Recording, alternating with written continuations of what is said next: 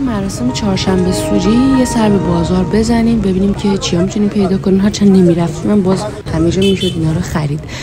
یکم چک و چونه بزنیم. من 2 تا رنگ صورت سفید واسه نور و فیلم برداری انتخاب کردم. اینجا هم داریم راهی میشیم. بعد از 1.5 ساعت تأخیر. آره. انقدر ترافیک بود که ما نزدیک 1 ساعت و 45 دقیقه زودتر رسیدیم.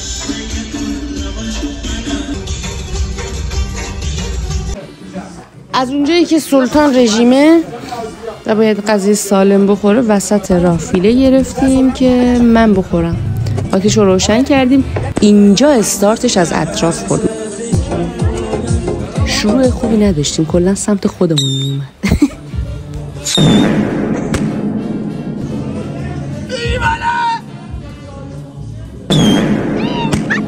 با اون بازی نکن. اوکی؟ دیگه بعد از اون تصمیم گرفتیم هنرنمایی نکنیم و توی همون آتیشی که درست کرده بودیم ترقه مرقه و این چیزا رو بندازیم ببینیم واکنشش چیه.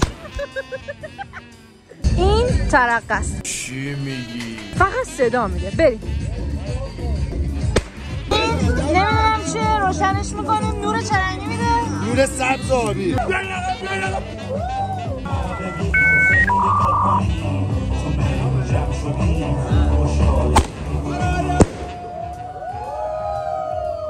یکی آبشاره.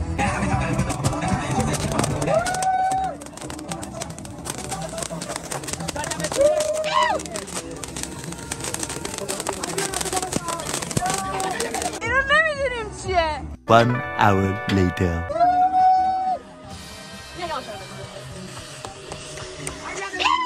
داشته باشیم بمب دود.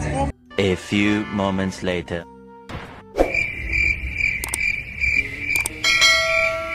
2 hours later. Again.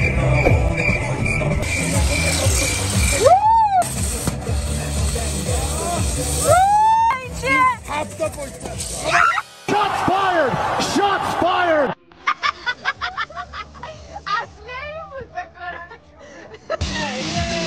بمب هفته‌ای در جای صاف. در جای صاف.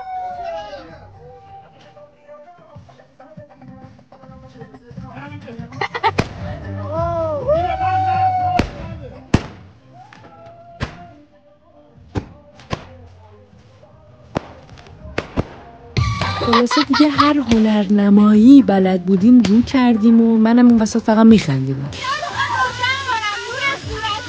من بهتون بگم اینجا اصلا تو 100 تومن بدم نورمو بیارم.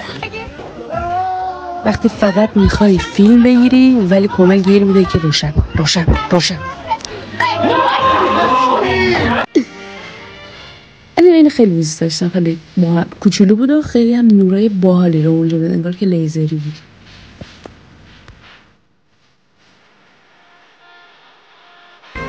برم میگیرم. خب برم میگیرم.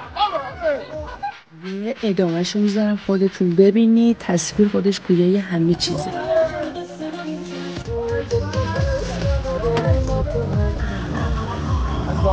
اصلا یه آرزو کن.